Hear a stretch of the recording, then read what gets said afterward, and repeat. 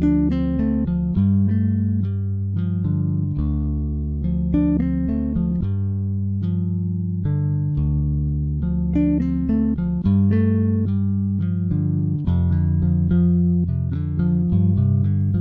lagi bareng gue Rizal. Kali ini cerita film akan menceritakan alur film berjudul Boatnut Return. Sebenarnya film ini adalah serial kedua dari film pertamanya yang berjudul Boatnut. Tapi Mimin ceritain dulu yang keduanya. Nah, kalau kalian banyak yang penasaran untuk film pertamanya nanti setelah diceritain, Mimin bakalan bahas juga nih yang pertamanya. Nat adalah seorang hantu yang sedang menunggu antrian untuk bereinkarnasi menjadi manusia kembali. Karena kelamaan harus menunggu, dia disuruh oleh Dewa Kematian untuk turun menyelesaikan misinya jika dia ingin cepat bereinkarnasi dan gak butuh antrian lagi. Nah, kembalinya di bumi, si Nat ini bagaimana ceritanya nanti malah akan mencalonkan diri sebagai wali kota. Nah, penasaran kok bisa hantu mencalonkan diri jadi wali kota? Ya udah, gak lama-lama lagi, mari simak baik-baik alur cerita filmnya.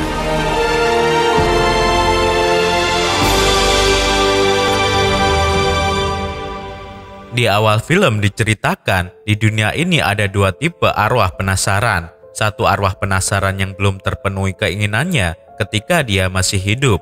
Kedua, arwah penasaran yang memang tidak ingin pergi ke alam baka karena masih dendam dengan sesuatu hal ketika mereka masih hidup. Bila mereka sudah berhasil memenuhi keinginannya, mereka akan dikirim ke dunia hantu. Sambil menunggu giliran bereinkarnasi, Nat yang sudah memaafkan anaknya akhirnya berhasil masuk ke dunia hantu. Di sini, Nat terlihat menemui petugas pendaftaran hantu baru. Nat menyebutkan namanya. Semua hantu di ruangan itu tertawa. Di sini Nat menanyakan kapan dia bisa bereinkarnasi. Sang petugas mengatakan, itu tergantung kau ingin bereinkarnasi seperti apa. Bila ingin bereinkarnasi menjadi nyamuk, kecoa, atau undur-undur, kau akan segera bereinkarnasi tanpa harus menunggu. Tapi bila kau ingin terlahir kembali menjadi manusia, kau harus mengambil nomor antrian. Nat yang tidak ingin menjadi undur-undur, akhirnya mengambil nomor antrian. Ia mendapatkan nomor urut 1.1029.000. Sedangkan saat ini masih nomor urut 13.482. Nat yang tidak ingin menunggu lama menanyakan apakah ada cara lain agar tidak menunggu selama itu. Sang petugas mengatakan ada cara, tetapi harus mendapatkan persetujuan dari Dewa Kematian. Bila sang dewa berpikir kau memiliki sesuatu yang spesial, kau akan langsung bereinkarnasi dengan jalur beasiswa. Sepulangnya dari kantor urusan kehantuan, di jalan, ia ditertawakan oleh semua hantu yang melihatnya. Nat bertanya-tanya, kenapa sih aku diketawain mulu? Sampai suatu saat, dia menanyakan kepada hantu di depannya, kenapa sih aku diketawain? Ada yang lucu ya? Sang hantu itu mengatakan bahwa Nat sudah sangat terkenal di sana. Karena Nat tidak bisa menakuti seorang bocah, bahkan dia malah dibully sama tuh bocah. Hal itu adalah sesuatu yang paling memalukan di dunia perhantuan. Mendengar itu, Nat langsung kembali ke kantor urusan perhantuan. Dia menerobos masuk dan langsung menemui Dewa Kematian. Nat memohon agar dia bisa segera diikutkan program beasiswa reinkarnasi karena dia sudah tidak kuat ditertawakan. Sang Dewa Kematian akhirnya memberi solusi. Ia akan mengirimnya kembali ke dunia manusia dan harus menakuti setidaknya satu orang anak agar dia bisa membersihkan namanya. Tetapi konsekuensinya, bila Nat tidak bisa menakuti anak-anak di bumi, dia tidak bisa akan kembali ke dunia hantu dan tidak bisa bereinkarnasi. Akhirnya Nat menyetujui itu daripada harus menanggung malu di sana. Ternyata diketahui sang Dewa Kematian lagi bosan. Dia ingin sedikit lebih terhibur ketika melihat Nat berusaha menakuti anak-anak. Dan misi Nat pun dimulai. Dia lalu mencoba mencari mangsa. Ia melihat seorang anak yang akan menjadi target utamanya. Tetapi ketika melihat anaknya itu lebih sangar daripada anak STM, ia malah ketakutan sendiri. Tak lama dia melihat anak-anak yang sedang bermain jelangkung. Nat berpikir inilah momen yang tepat. Tetapi ketika para bocah itu bilang, nanti kalau hantunya keluar, kita tangkap yuk. Terus kita paksa untuk ngerjain PR kita. Nat langsung kena mental dan mengurungkan niatnya. Nat yang sudah beberapa hari di dunia manusia akhirnya menemukan sekumpulan bocah yang sedang bermain kriket. Dia mencoba menakuti para bocah itu, tetapi bocah zaman now udah gak takut lagi sama hantu. Para bocah malah ngekek ketika mendengar suara Nat dan malah menyalahkan petasan. Kembali lagi, Nat harus kehilangan harga dirinya sebagai hantu yang serem. Tak lama ada seorang anak yang bertanya kepada Nat, "Pak, kenapa tadi ganggu anak-anak?"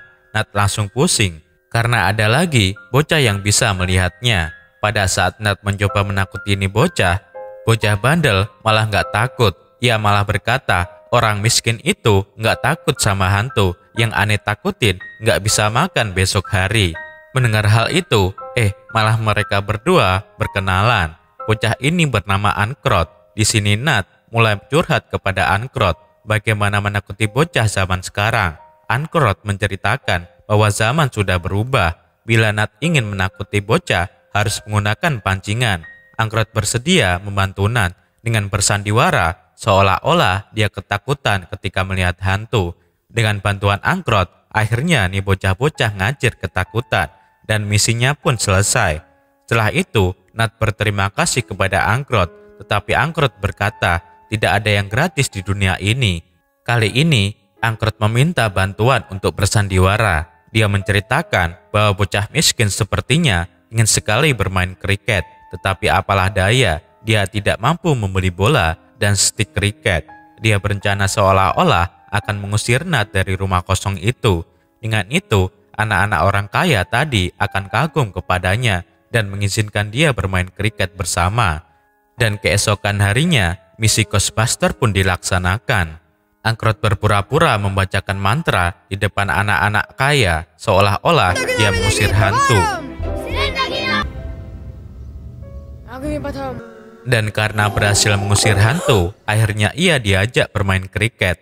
Tak terasa, Nat malah menjadi akrab dengan Angkrot. Diketahui keseharian Angkrot untuk mendapatkan uang adalah menjadi tour guide wisatawan asing yang ingin melihat kekumuhan India.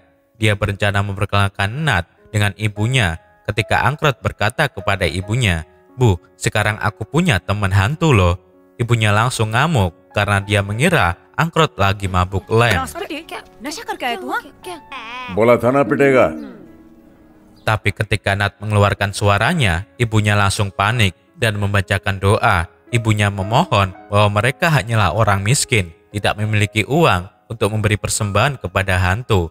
Mohon Tuan Hantu yang terhormat bisa pergi meninggalkannya. Mendengar hal itu, Nat berpura-pura pergi. Tak lama sahabat konyol ini kembali berjalan-jalan untuk berterima kasih karena pernah membantunya. Nat berniat membantu Angkrot untuk mendapatkan uang dengan cara mengambil uang hasil korupsi pejabat yang korup. Tetapi Angkrot menolak. Ia berkata, "Aku tidak akan mengambil uang haram." Pas lihat kantong nganggur dengan refleks, Angkrot langsung menyomot duit orang. Lah, lain di mulut, lain juga di hati nih bocah. Tetapi langsung dibalikin sih. Kemudian Angkrot berkata, "Bila kau ingin membantuku, maka bantulah aku mendapatkan pekerjaan." Angkrot kemudian bercerita, dulu dia pernah bekerja di proyek pembangunan sebagai kuli. Tapi proyek itu dihentikan karena sering terjadi kecelakaan kerja dan sering terlihat sosok hantu di gedung itu. Sehingga pembangunan gedung itu pun mandek. Mendengar itu, Nat mendapatkan ide. Dia menyuruh Angkrot ke kantor pengembang gedung dan bilang kepada pengembang bahwa dia bisa mengusir hantu di gedung itu.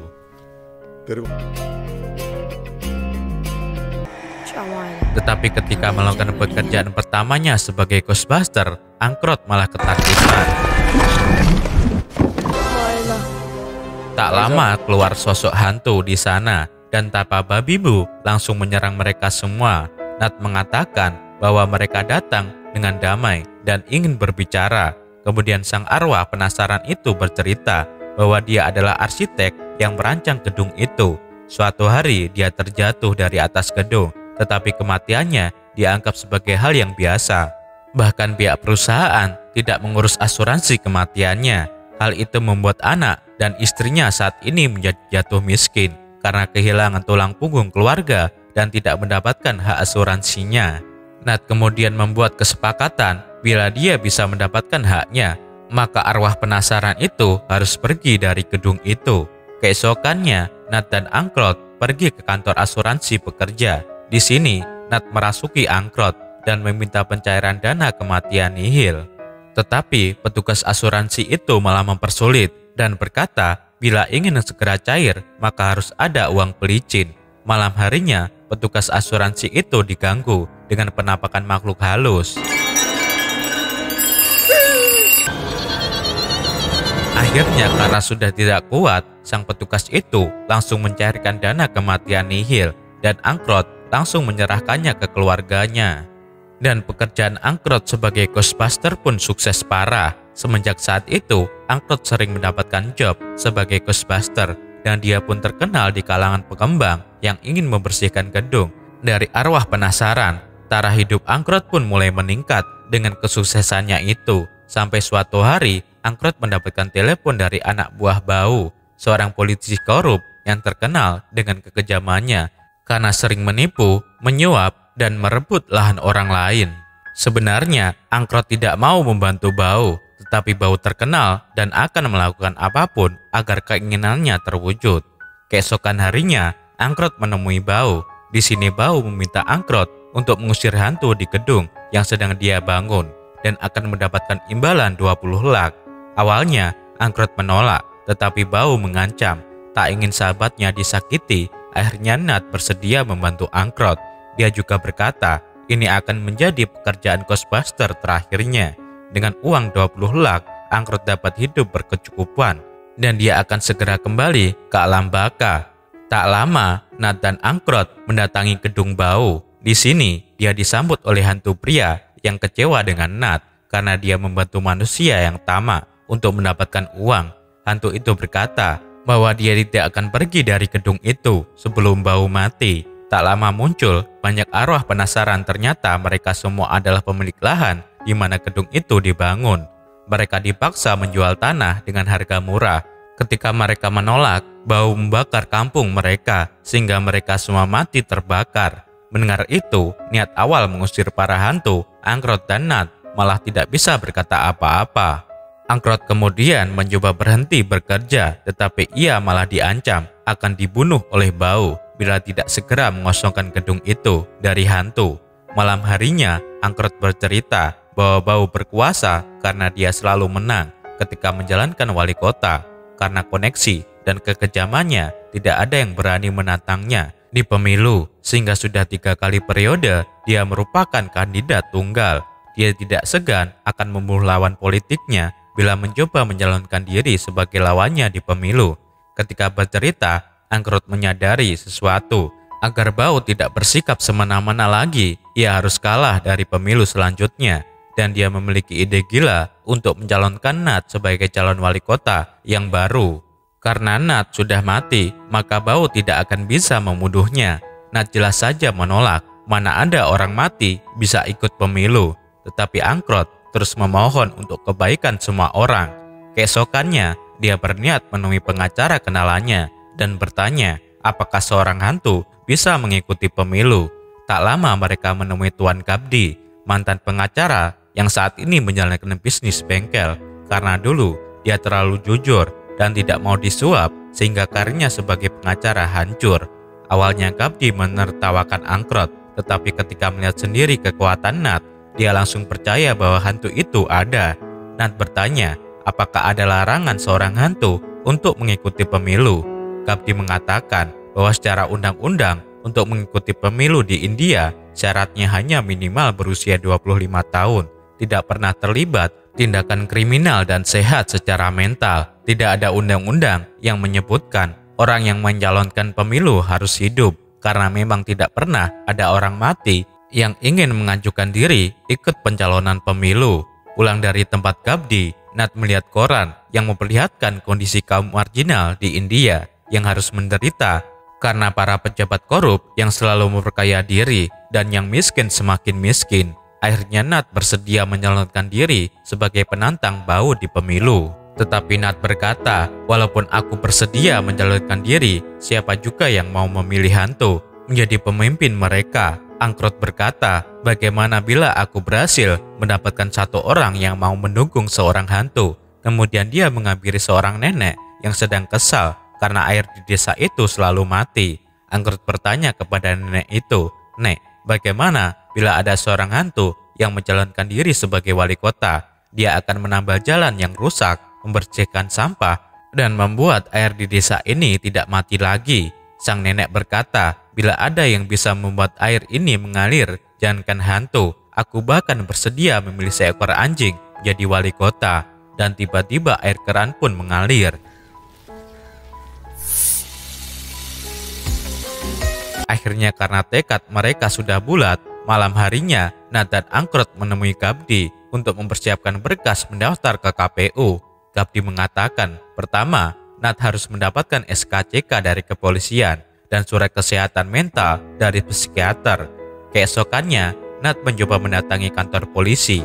Awalnya para polisi itu takut ketika meminta SKCK karena ada suara tanpa wujud. Tetapi karena sudah terbiasa bertemu dengan yang lebih seram daripada hantu, Pak Polisi ini akhirnya malah ngobrol santai dengan Nat. Akhirnya Pak Polisi ini bersedia memberikan SKCK karena memang semasa hidupnya tidak pernah melakukan tindakan kriminal. Begitu juga dengan psikiater. Nat berhasil mendapatkan surat keterangan sehat mental karena sang psikiater saat inilah yang kena mentalnya karena ngobrol dengan hantu. Karena semua persyaratan sudah terpenuhi, mereka bertiga kemudian pergi ke KPU. Police से निपट लिए।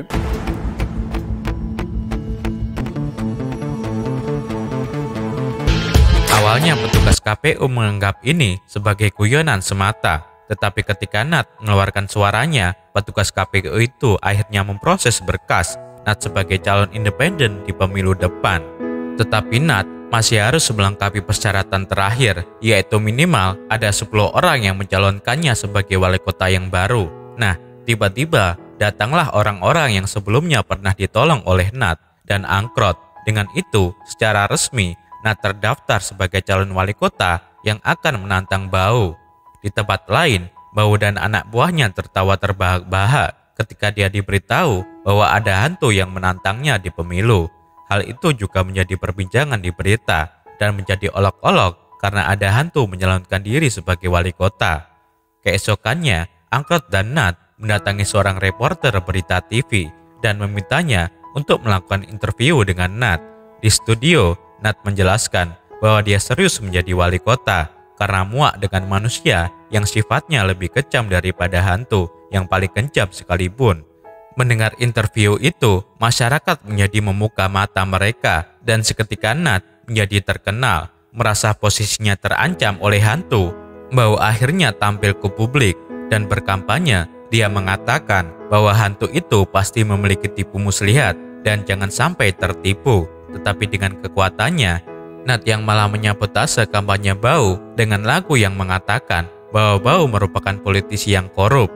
Tak hanya itu, Angkrut juga mengajak para turis yang ingin melihat kekumuhan India untuk ikut berjoget.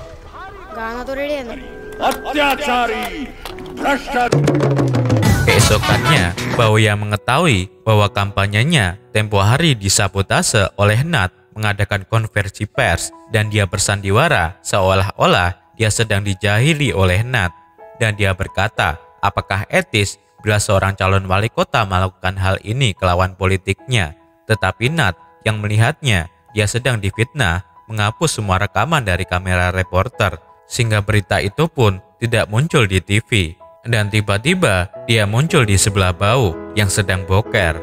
Nat mengatakan bahwa trikmu tidak akan berlaku untukku. Jelas saja Bau yang lagi ngeden ketakutan melihat itu. Keesokannya untuk membuktikan janjinya, Nat kemudian mengerjai kepala dinas kebersihan, dinas pembangunan jalan, dan kepala PDAM agar mereka segera melakukan pekerjaan mereka dan tidak membuat rakyat menderita karena kerjaan mereka yang tidak becus. Karena ulah Nat itulah mereka semua langsung bekerja, kerja dan kerja. Hal itu membuat popularitas dan elektabilitas Nat melonjak naik. Tak lama, Nat dan Bau datang ke studio untuk debat. Di sini Bau mengatakan dia akan mengundurkan diri dari pencalonan diri sebagai wali kota karena dia tahu dia tidak akan menang melawan hantu yang memiliki kekuatan magis. Bau mengatakan dia hanyalah manusia biasa yang memiliki banyak kekurangan. Dia tidak bisa merubah sesuatu hanya dengan membalikkan telapak tangan. Mendengar itu, Nat terprovokasi. Dia mengatakan akan melepas kekuatannya sehingga mereka akan bersaing dengan cara yang adil, dan Nat kemudian membuang kekuatannya. Di rumah, Angkrot marah besar dengan Nat karena termakan muslihat bau, tetapi Nat mengatakan lebih baik kalah jujur daripada menang dengan cara yang curang. Di tempat lain, Bau ternyata sudah mempersiapkan sesuatu. Dia menyogok seorang jaksa korup untuk membantunya agar mendiskualifikasi Nat. Keesokannya, Gabdi mendapatkan surat tentang diskualifikasi Nat sebagai calon wali kota karena di undang-undang memang tidak mengatur orang yang menjalankan diri harus masih hidup. Tetapi di undang-undang mengatur seorang calon wajib memilih pada saat pemilu, sedangkan Nat yang sudah mati tidak memiliki hak untuk memilih pada saat pemilu. Mereka pun akhirnya termakan jebakan dari Bau dan bingung harus berbuat apa. Tetapi tiba-tiba ayah Banku muncul. Nah, buat yang pengen tahu siapa si ayah Banku ini, komen di bawah buat ceritain film pertamanya buat Nat. Ya, karena ayah Banku ini ada di film pertama buat Nat. Aditya mencari Nat untuk memberitahu bahwa sebenarnya surat kematian Nat belum terbit dan secara hukum Nat masih belum mati. Karena anak Nat tidak mau menyokong petugas catatan sipil untuk membuatkan surat kematian ayahnya. Mendengar itu, Nat merasa inilah mukjizat dewa untuknya. Keesokannya, Bau yang sudah pede datang ke KPU karena dia sudah mengira dia akan menang lagi kali ini. Tetapi setelah Gabdi memberikan berkas bahwa Nat belum mati secara hukum, Bau malah marah-marah karena kali ini rencananya kembali gagal.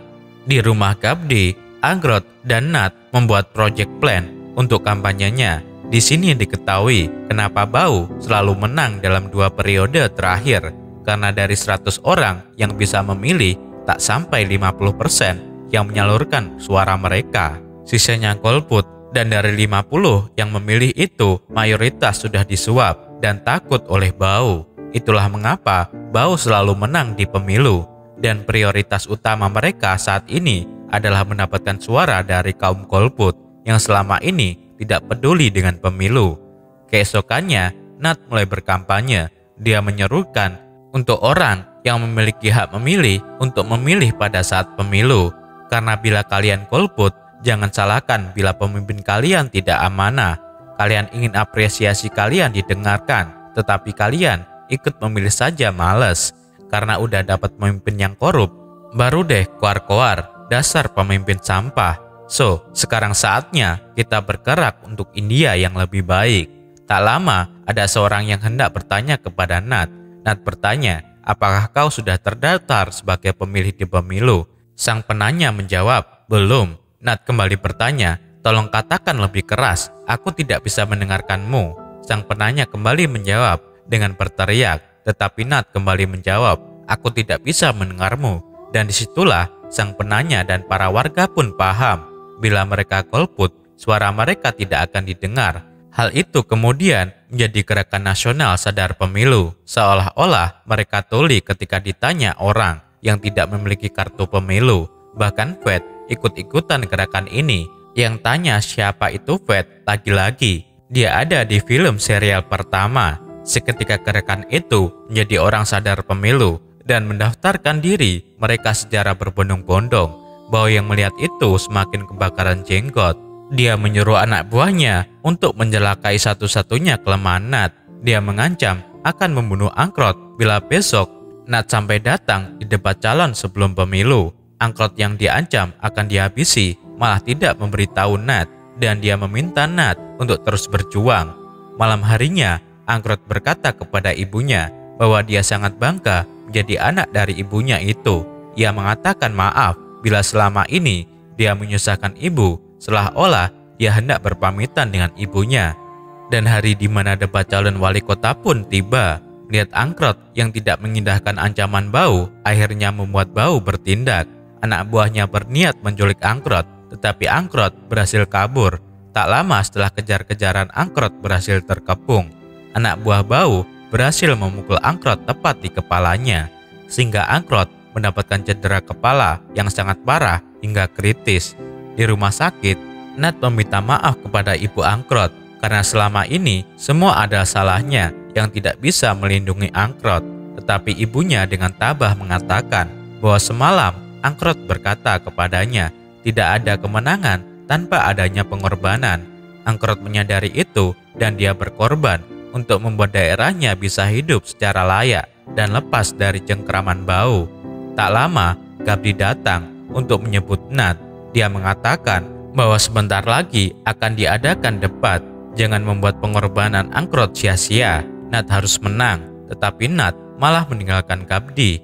Di tempat debat, Bau dengan leluasa menyerang Nat dan mengatakan bahwa Nat sebagai pengecut.